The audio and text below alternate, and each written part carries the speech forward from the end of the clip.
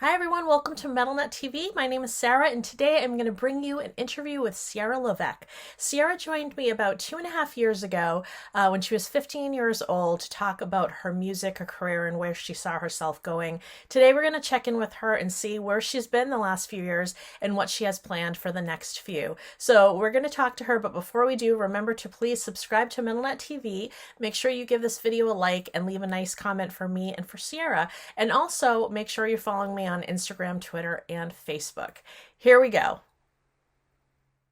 Hey Sierra, how are you doing? Good, thank you. How are you? I'm doing well. I see that you were wearing your Metal Nut shirt. Yes, I am. I was glad to represent. Thank you so much again for sending this to me. I think in the past year, I appreciate it, and I've definitely been representing it good. You have. Thank you so much. No, it always means a lot when people, wear the shirt. So thank you so much for wearing it today and for all the other times. How have you been doing? I've been good, thank you. I've been good. I was watching our last interview, and yes, I believe I was 15 at the time, and now I'm 18. So there's been a lot of things happening, and we're finally out of COVID, hopefully. So that's been great, and just getting out there, performing a lot more, and finally feeling the rock and roll living again now.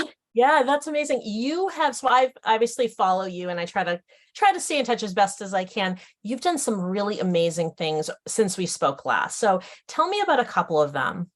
Well, one of the most recent things I was very excited about was back in what day is it? Back in April. There we go. I don't even know where I am anymore. Back in April, I had the chance to go to Los Angeles and perform at the Whiskey A Go Go 2 nights in a row. Both shows were actually sold out, which was amazing. And I was opening for, on the first night, Faster Pussycat, and on the Wow. second night, LA Guns. And it was so great. And on the LA Guns night, I was lucky enough to be able to go on stage and perform Ballad of Jane with the band. Wow. So that was just Uh, amazing. And that's been the most recent highlight. Just a dream come true to even be playing at the Whiskey. It mhm. was on my bucket list. So I can't believe I was able to do it, especially at 18. And I definitely hope to be back there soon. That's amazing. Yeah, I saw that and I was like, oh, this was so great. And I'm sure your family, because I know your family is like very supportive of you. I'm sure they were like over the moon as well. Yes, they were very excited. I had my dad, stepmom, and then my grandparents also came. So it was a big family event. And I actually had quite a few people come to the shows because I find my fan base is actually much bigger in Los Angeles than it even is sometimes in my hometown. So that was a Oh, surprise to see so many people as well who were there to see me. And it was just an amazing, amazing week full of seeing people, meeting people, and music. that is amazing. Congratulations on that, because that is definitely a major um, achievement in your musical career, and especially like you said to be able to check that at least once or twice actually when you're 18 years old is pretty spectacular. You also got some notable mentions in a guitar magazine, or I think it's the online version, but tell me about that. I was lucky enough within the past year to be featured in guitar.com twice. The first one was just an article about me. It was Gen Z's ambitious young guitarist Sierra Levesque. And then the next feature was they were naming 10 young shredders who are hoping to lead the way for new rock and metal. And I was on the list. So that was a surprise and definitely very honored to have been featured in those two features. And it was definitely, like I said, a very big honor. So I hope to continue to be featured in guitar publications. My next goal is hopefully Guitar World or Guitar Player. That would be an amazing honor. So hopefully soon. That's awesome. I can see you getting there, but yeah, I was also pleased to see that. So many cool things happening, and I feel like you've been performing quite a bit as well. In fact, even when we were trying to set up a time for this, it had to, you and I both had to maneuver on that schedule. How's that been going?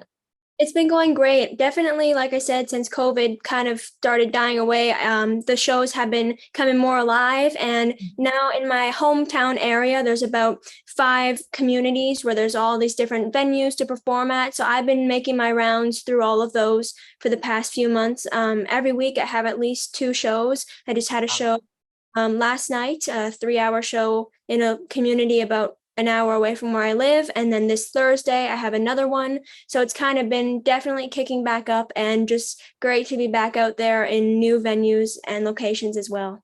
That's great. And more people get a chance to see you in person too, which I think as much as we can fall in love with somebody like online through videos and through albums, there's something about seeing somebody live and connecting with them that way. So if you're a fan of somebody live, you're like a true fan of somebody. That's what I feel. For sure. I definitely think so. And people are often surprised because online I do post so many covers, but also original songs. So they have an idea of what I'm going to be like in person. And often at my shows, I do such a wide range of things that they're surprised at how many different genres and Great. types of songs that I do. So that's why it's always nice to have live shows as well, because I try to do as much as I can on social media, but really the main way to see all that I've got is live. Absolutely. And we're going to be talking a little bit deeper about all of these things, but I did want to get a sense. Are you still doing a lot of songwriting like you were doing before? Yes, for sure. I have many new songs that are still being written. I've written some really fun ones in the past year as well that I really, really am proud of. And I've also still a lot of self-recording here at home and producing with my guitar teacher, Bumblefoot. So that's still all going strong, and I hope to continue that for as long as I can. Great. Yes. And we'll talk a little bit more deeply about that in a moment. So let's start with kind of the evolution, because I was lucky enough to talk to you 2.5 years ago when you were 15 and you're 18 now. So you're in two completely different phases of your life. Plus, just 2.5 years, a lot can happen for a person, even if they're not going from childhood to adulthood. The first thing I wanted to know was, we actually talked, this is a little bit more personal, but we had talked about the balance between your music life and at the time it was your high school life. And you said something really interesting, which is that you really tried to keep them separate. Like some of the kids at school may have known about your music life, but not really. You really had a separation. And I wondered, so I'm kind of jumping ahead because I know something that we haven't shared with the audience yet, though. I know that you're continuing to pursue music, obviously, and you're not in high school anymore. So first, can you tell us what you decided to do now that you've graduated? By the way, congratulations. In Canada, the dates are a little bit later, so I actually still am in high school. I'll be Oh, are you still? Canada, it's very strange. I know in the US, all my US friends have already graduated, but Right. graduate on June 29th. So it's quite Okay, so late. you're so close. In fact, by the time this posts, we might be like, it might be your graduation day. You know what? If it is, then thank you very much for your congratulations. All right. Well, so you haven't actually officially moved to that next phase yet, but you are done with classes, I assume, with graduation. Still doing classes all the way up Wow. until 23rd. That's my final. Really? I know Canada. This is blowing my mind right now. I know all my American friends, like I said, they all graduated and they're done weeks ago. But yeah, Canada definitely takes a lot longer to get going. Okay. Yeah, so I'm still in classes until a few weeks from now. I have my prom coming up next week, so kind of wrapping Oh. bit, but definitely later. So yes, Okay, so I'm going to slightly alter the way I ask your questions, because I know you take a lot of classes that I feel like you're taking a lot of classes with adults. So you're yeah, already, I kind of see you as somebody who's kind of been in almost that college vein for like a little while now, whether it's official college classes, which I think you've done, as well as like some of the other cool things that you've done. Which, by the way, everybody at home, if you haven't seen our last interview from 2.5 years ago, definitely watch it, because we had some really great conversations and I learned a lot about Sierra. We'll be touching on that today, but definitely check that one out. Okay, so you had this separation, which I think is easy to do not easy to do, but you have school, which is very much about school, and you have music. Tell us what your plans are for as soon as you graduate, or for, I guess, the September when you would presumably be starting. sure. So yeah, I'd say the balance is definitely still there, and it's continued throughout since I've spoken to you. I still pretty much have two separate lives in my mind. I have the life outside of school and the life in school. And now, as soon as I graduate, I'm hoping to get my acceptance to Berklee College of Music. They're online school, so Berklee Online, in a 4-year bachelor degree of Bachelor of Arts in Songwriting is what it's called. Okay. And this specific degree is great because I've already taken some online courses from Berklee, which is actually exactly what this degree is made up of. So I've already taken 5 12-week courses, and this degree is made up of just a whole bunch of those. So I've technically already got the experience. I know how it's going to be. It's not like there's a different format or anything like that. It's the exact same. So I'll be doing all these different 12-week courses. And the nice thing too about online is that you really get to mold your own desires for anything that you want. So if I went in person, songwriting would be much more rigid, and all of the classes would be, again, much more rigid and maybe a little bit too focused on songwriting. Whereas now with online, I do have my compulsory courses for songwriting, but I have a lot of things I can choose from. So I'm also planning to do some music therapy courses, music business, music marketing, even production. So this way I'll get to have so many different things to learn about just under the name of songwriting.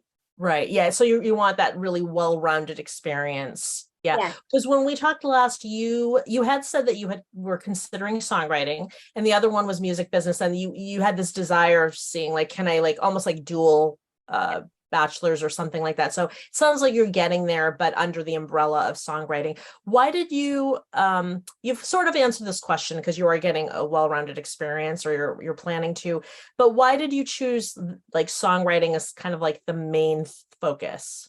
Well, I really took a lot of time to think about what I exactly wanted to do. And I know now 100% that my main career goal is to succeed as an artist myself, with my own songs. So I thought, you know what, if I'm doing music business, that could still help me get there, but it might hinder it. It might cause me to focus on others and helping others before myself. So the main goal right now is to work on my own songwriting and have a go at that as much as I can. And then, because I'm taking these other courses, I'll still have that knowledge as well in case the songwriting doesn't work out in the future.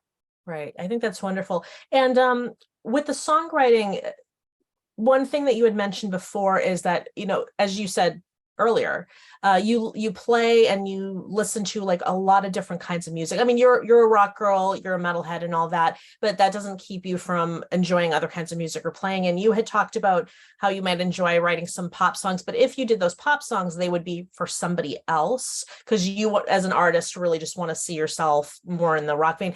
Do you still feel that way? And also, in taking this degree or in going in this path, do you feel like you see yourself as an artist and songwriter for whoever needs a song, or are you really kind of focusing on yourself first? Yeah, well, the first part of the question, I definitely still have that struggle mentally because recently I've written a lot of songs that have more of a pop sound or even country sound. And I still am telling everyone, you know what? This song doesn't feel like me, but it's everyone around me who's saying, no, Sierra, you're getting it all wrong. This does sound like you. It's just another variation. So it's kind of still a mental battle for myself, but I would say the main focus is myself. That's what I'm hoping to push for at least the next few years. I'm going to go all at it, whatever I can do for myself. Then, if I realize later that, you know what, I should probably start doing a few other things to make up for that, then I would probably consider doing for other people. And I'm never going to turn down for anyone else. But right now, for the next few years, my main goal is to push myself as far as I can. And hopefully, with all the skills that I'll attain, I'll be able to use those for whatever may come in the future. Fantastic. Do you feel like you're having a little bit of a struggle with the genre thing, but do you feel like you came to this focusing on yourself in what you've learned over the last few years and experiences, or is this just something personal that you just kind of decided on? It's been a struggle throughout because like I said, I always write songs that usually I try to have the rock vibe, but again, sometimes some just slip through there that you realize, oh, this sounds like Taylor Swift or something like that. And then I really was thinking about it, and I even saw something that Rick Rubin posted on his Instagram a few days ago, and it was something like, don't try to conform to a genre. You can make whatever genre you want, like something like make a new genre. So it's kind of just telling myself that even though in my mind it might not seem rock or exactly like how I want it to sound, it could still give something to someone in a way that they might hear it differently. So that's what's really helped me, is just realizing that, you know what, not every single song by, I'm trying to think, not every single song by Queen at first listen might sound like rock. You might hear it and say, oh, wow, that sounds like a classical piece or a pop piece or even a jazz piece. And then you realize, no, that's just Queen. That's their sound. They have many assets. So that's kind of what I'm going for myself, is I don't want to pigeonhole into rock and metal riffs every single time. I think that having that versatility with different sounds, instruments, and even genre flares will help me become my own artist. That's fantastic. Has your songwriting changed much over the last, let's say, couple of years? It has, I wouldn't say it's changed too much, but I would say I've had a lot more time to kind of experience things now. Because before it was a lot of staying at home and kind of fantasizing about things and not really having too much social interaction. So in the past few years, I have had that opportunity, and that's helped with writing a lot more as well. Just being able to experience things, and that's been kind of my goal because I used to go to songwriting contests and show judges my songs, and the one criticism they would always have was, you need to live more. So I always thought, oh, like I'm trying to live more, but I'm at home doing music. So tried a little bit more to have experiences with different people, different things. I've had like deaths of friends, family members. So I feel like that all has come together in the past few years to help me write even more personal songs that can relate with someone rather than just imagining how it might feel. So I'm jumping ahead a little bit. It's something that you said is making me think of this question. Have you had the chance, for anybody who didn't watch the first interview, you've had the chance to work with some pretty iconic people from a lot of bands that have been around, people who are really established. And I wondered if any of them had ever given you any advice in the way of, Sierra, you're really great, but you're really young. Maybe hold off on making that first album and, get a little bit more experience, especially where, like you said, the last few years, you didn't have a chance to play out and hear the things you were playing and hear the reaction of people. Have you ever gotten any kind of advice like that? Or was it more general with the songwriting? Like, we can feel that, let's say you don't have as much experience or you're younger. It's kind of actually been exactly what you said. I'm not too sure of who, but I feel like I've been given that advice a lot was, don't rush into anything. And even through the online Berkeley courses that I was lucky enough to do throughout quarantine, the main thing that I was working on was how to prepare for a release or single EP. And through that, I learned, oh gosh, you know what? Anyone can release a song like this. But there's a difference between doing that and doing it completely like organized and in a way that will allow people and as many people as possible to hear it. So that even in itself just kind of told me, you know what, I have to really dig down, I have to work on it, I have to make a real plan, and I have to be able to make sure that my release won't just go unnoticed. So that's been something that has also helped me to decide of when I should release something and how. And so now that I've really conquered that, I'm definitely having things in the works. I have my cover art all done for my first single. So yes, it's definitely all coming together, but it was just a matter of, should I rush something or should I really try and put all my best effort into it to make sure that it can reach its highest potential? And if I do that, then I'll know for next time what to do, what not to do, and how to do it better. Right. It'll always be, it's like you can't really get the experience till you do the thing. And but at the same time, you don't want to rush doing the thing just to get it done. Like, you want it to be done really, really well. And I think even if you look back in every old like rock magazine or interview or biography or autobiography, I do think that is one thing that where people felt like, we made a great album, we really did, but it went unnoticed because the label or whatever, because it was different back then, but the label didn't maybe plan, or they weren't prioritized, and they didn't maybe do the things that they were supposed to do for the band to succeed. So it's nice to hear that you've been getting like good information that you feel like can set you up for success. Yes, I've been trying my best. And like I said, whenever I meet people, I always try and ask them that first question about releases and planning. And I always try and soak up as much advice as I can in order to feel ready. Yeah. So I'm going to go back to sort of I'm going to call it the evolution of like your musical career over the last few years. How do you, this is not necessarily a fair question to ask because you weren't really able to perform for a good amount of time, but you were doing things online, like you would share videos and that. So do you feel like you felt like any sort of change in like your general performances, even just through video experiences over the last few years?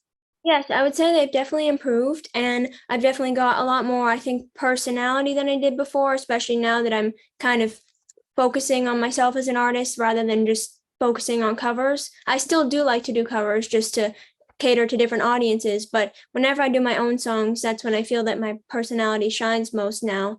And yeah, I've also throughout the past few years had the opportunity to create backing tracks for all my original songs, which is me playing drums, guitar, bass, synthesizer, background vocals, and I take these to my shows and just perform singing and guitar on top of it. So it's almost like a band of Sierras, but you just can't see them. So that big help the past few years, and it's kind of added a whole new dimension to my shows because people get to see and hear everything that I can do rather than just seeing me with a guitar and singing. Yeah, I was going to ask you that because we had talked about how you've been a one-woman show on stage. Do you, now that you have the backing tracks, do you feel like you could keep that going for a little while longer, or are you feeling like you're ready for a backing band, a backup band, or? Now the backing tracks have been pretty good. I mean, they don't ever get mad at me. They don't miss Right. any, and they don't really need to be told again how to play a part because guess what? I did it all and it just starts over every time. You know what? I mean, backing bands can be great, and I really do hope that I can find a great one day, even if it means switching people out sometimes if they have other commitments. I definitely, that's the main goal, hopefully one day. But for now, just because of people and their lives, it's just not as easy to get a singular group of people together and to learn the songs like that. So the backing tracks have been working really well for me. And it's almost like a new way to promote myself. It's like, oh, look, all she needs is an amp, guitar, mic, and her backing tracks, and they just easily connect through my phone to a sound system. So it's not like I need to bring all this equipment or all these people. It actually is better for venues, and especially venues around where I live, because they don't really like too many people or equipment. So that's been a great help, and it's actually helped me to get a few different gigs that I might not have gotten with a band. Oh, that's fantastic. And lastly, do you we saw you like as a singer guitarist who also plays bass, also plays drums, also plays piano. Do you feel yourself like still leaning in those directions? I mean, definitely it seems like singer is definitely where you see yourself, but have you found yourself leaning back into bass or drums or piano, or are you really there with the guitar and singing right now? Right now, I'm still feeling like main thing is singing and then guitar. That's how, especially on social media, some people still don't know that I sing, which is I try my best to post singing videos, but I guess during COVID, I did post a lot of guitar solos and stuff like that. So a lot of people still think I'm mainly a guitarist, which is fine because I love guitar. But yes, the main thing is singing, then guitar, and then piano and keyboard. But yeah, for now, I'm kind of marketed as singing and guitar. Right. And does your audience ever have the opportunity to realize, your live audience ever have the opportunity to realize that you are playing those other instruments on the tracks, or they probably don't even think about it unless you have the chance? Yeah, I usually tell them. Usually, Okay. if I usually add that into either before or after the track happens. And I've gotten a great reaction at the Whiskey. That's all I did was I performed with my backing tracks. And whenever I explained about what it was, people were talking about it. And just, I even had a few people come up to me saying, wow, like I've never heard of that before, you doing all the instruments. So it was a cool thing. And definitely, I think people remember it a bit more too.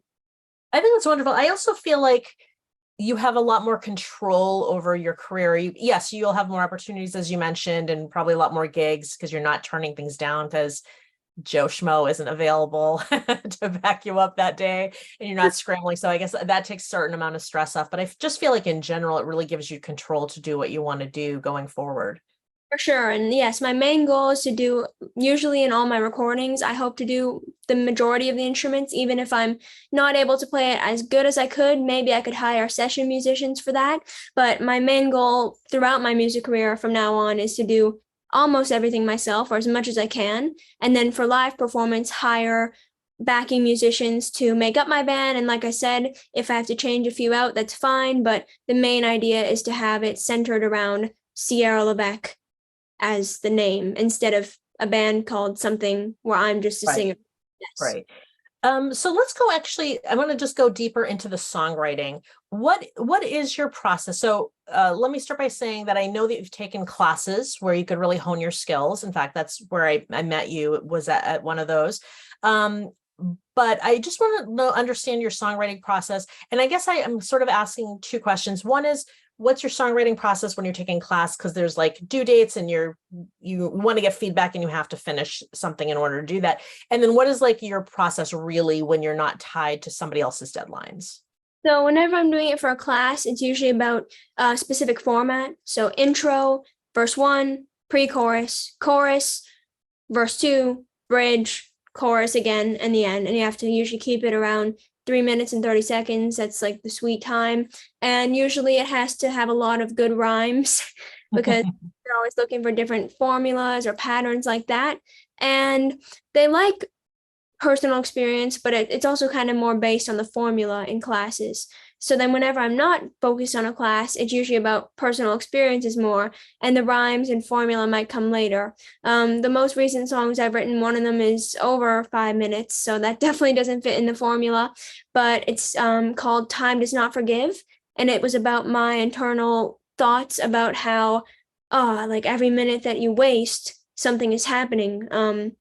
Every like in the pre-chorus the line is with each second passing we waste away, why can't those two hands go back every day? And so that one was more just about my own personal thoughts, even though there is rhymes because I like to fall into rhymes. Really was just focused around my own idea of what I wanted. And then another recent song called Undermined that I wrote was just from a personal anger that I was feeling about people who try to undermine you. And so I just started out with, you lie just to say you lie, you cheat, then say I'm crazy. And I mean, no one cheated on me, but it's just the way that that sounded to me expressed how I felt. So whenever I'm doing it on my own, it's more about trying to express how I feel versus in a class, it's more about trying to follow the formulas. It sounds like in both cases the lyrics are where it starts, as opposed to playing something on the guitar or finding a really cool bass line or drum line. Is that the case for you? Most times, I mean, I do often start with guitar riffs because that usually helps. But if there is a lyric, then I usually base everything else around that lyric after. So I would say it's a probably 50-50 of starting with a riff or melody versus starting with a lyric. Yeah, and you don't lean any particular way. Does it just depend on the mood and the song? Usually depends on the mood. I mean, I usually do pick up my guitar first. So usually I'm messing around with something on guitar for a while. Then I hear the melody.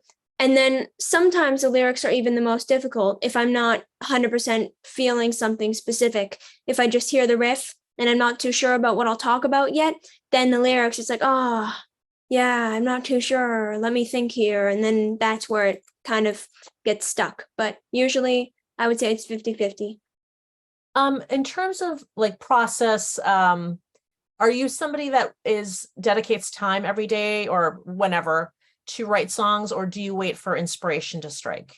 I would say it usually depends. Whenever I'm in school, like right now in high school, finishing high school, mostly it's focused on inspiration because usually I'm practicing for a show or practicing a new song that I'm going to post. But then in the summer, that's when my whole schedule and kind of work ethic completely flips. I have a very specific schedule, regimented. So that's when it switches to every single day. And that's more how it was during COVID because every day I was waking up and just doing online school.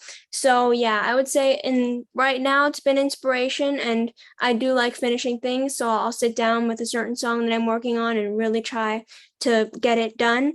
But then in the summer, that's when it really flips to regimented military every single day. So yeah, I think it's wonderful that you can do both, because I think that for some people they can either do one or the other. Like not do one or the other, but maybe if they're more by inspiration, that they maybe can't work if you say, listen, I need you to write every day, like maybe that wouldn't work for them. So I think it's wonderful that you can do both. So do you still like to finish? It sounds like you still like to finish the songs, but do you feel like when you finish them, they're finished? Or do you feel like you can go back a year later and say, you know what, I want to tweak that one or change it? Or do you feel like you're done and you've moved on?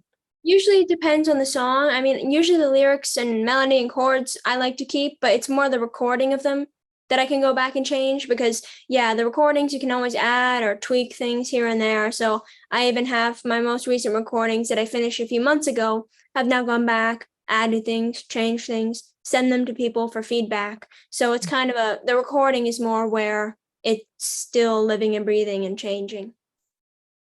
And then for the album, you had just mentioned that you have like the artwork done for the first single, and that are you doing is your plan to do singles, or are you still hoping for an album EP, like more traditional?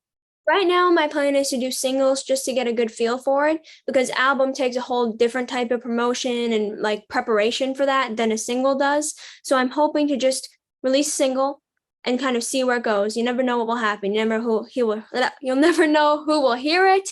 You never know if anyone will hear it. So it's kind of a trial and error at this point for the first single. That's kind of going to be the one that really tests the waters. And I'm hoping for a good reaction and a good outcome, but you never know. So right now it's kind of going to be a single by single basis. Depending on how the first one goes, I'm going to see how I feel.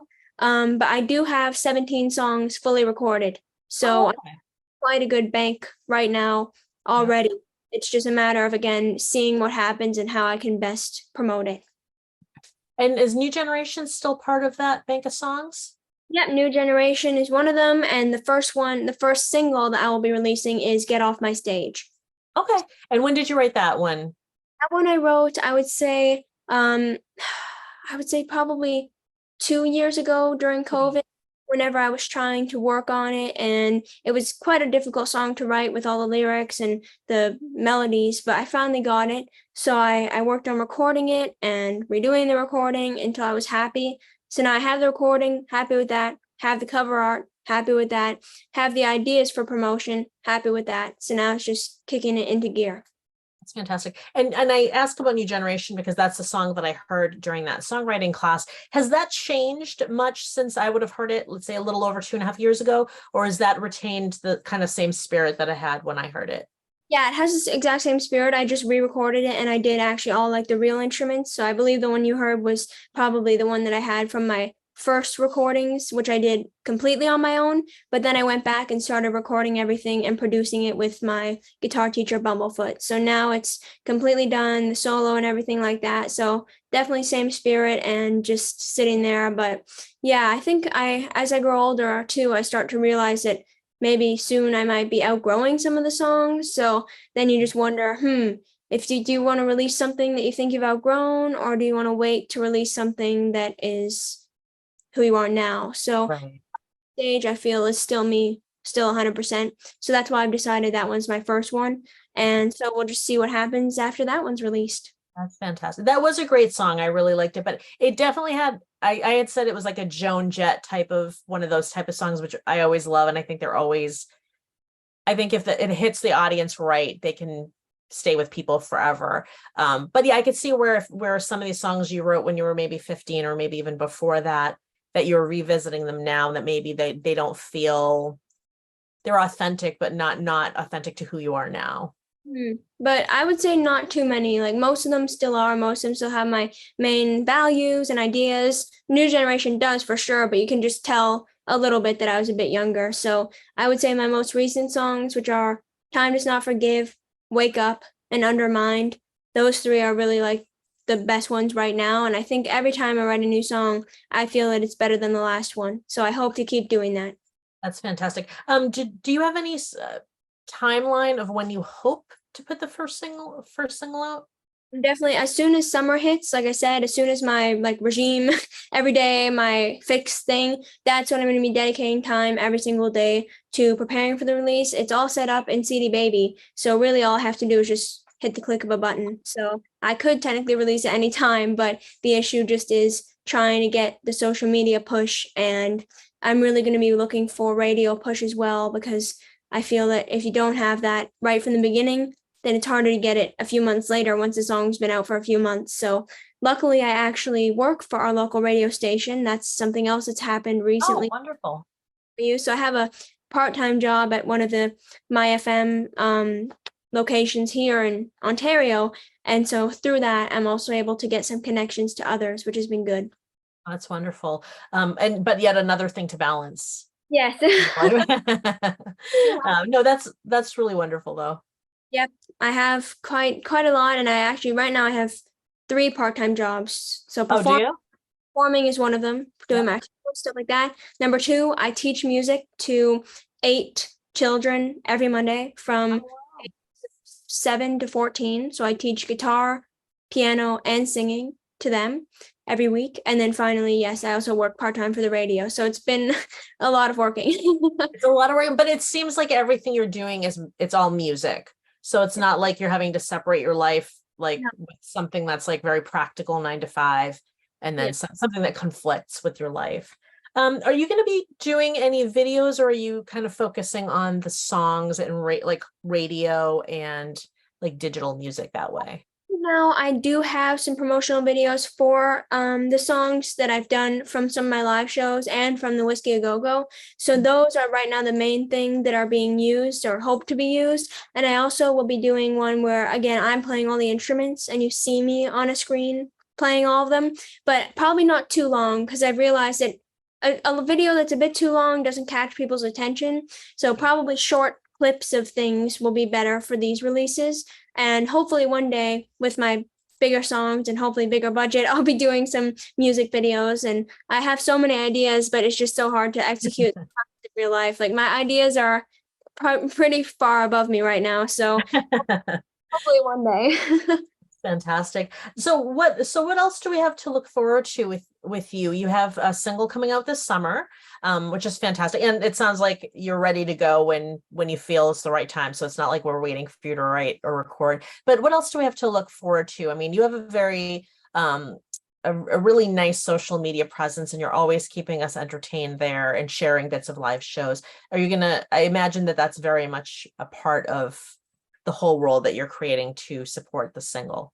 For sure, yes. I've definitely, for the past few years, been really focused on building my social medias, and I still am. I'm almost at, yeah, I'm almost at 32,000 on Instagram, which has been great. And I actually just recently got verified, which was very helpful because I've had many trolls and scammers trying to pretend to be me. So that's Ah, crazy, and always trying to report these different accounts who are asking people for money on my behalf. And it's right. so that's great that that finally happened.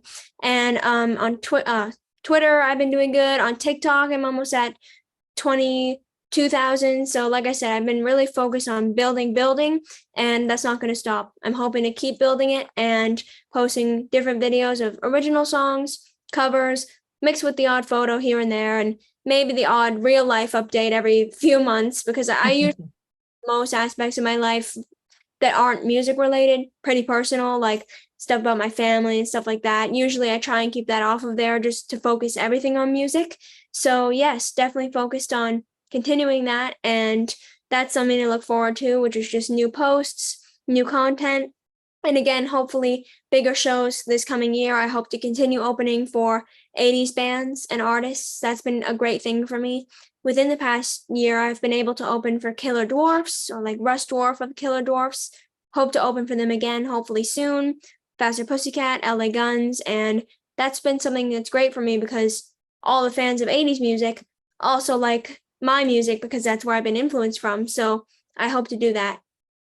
That's wonderful. Well, you always have so much going on, and it's lovely to see like all your work is paying off for you. So you have to come back again. Actually, I think you were supposed to be here like a year ago. I think it just kind of getting pushed, but you'll have to come back again soon, especially when the single is out, and maybe we could do like a live or something like that where we could let folks know about it. But thank you so much for coming back on again, and it's just really exciting to see everything that's going on for you and to see all of your talents and hard work pay off. Thank you so much for having me. Yes, hope to be back, and I'll keep representing this. Thank I you. love it. I hope you enjoyed my conversation with Sierra Levesque. Make sure you're subscribed to metalnet TV, and you can also follow me on Instagram, Facebook, and Twitter. In addition, you can also follow me on Gothanista. Gothanista episodes will now be on metalnet TV, but you could follow me on Gothanista on Instagram and Facebook, and you can also follow me on Foodie Beauty Life if you feel so inclined and are into really lifestyles sorts of things. Anyway, I hope you're doing well. Take care of each other, be kind to each other, and I will see you again really soon.